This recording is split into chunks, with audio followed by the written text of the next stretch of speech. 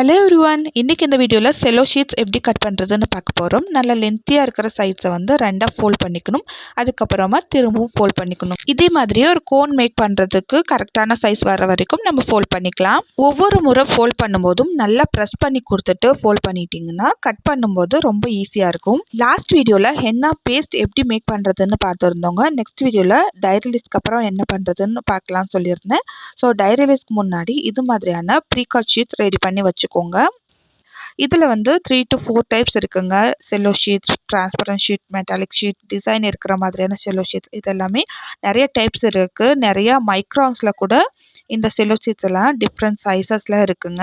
இதிலெல்லாம் நம்ம கன்வீனியன்ஸ்க்கு எது சூட் ஆகுதோ அதை வந்து நம்ம யூஸ் பண்ணிக்கலாம். ஒரு ஃபுல் செல்லோ ஷீட்டை கட் பண்ணும்போது 16 ப்ரீகாட் ஷீட் கிடைக்கும். 16 கோன் நம்ம வந்து மேக் பண்ணிக்கலாம்.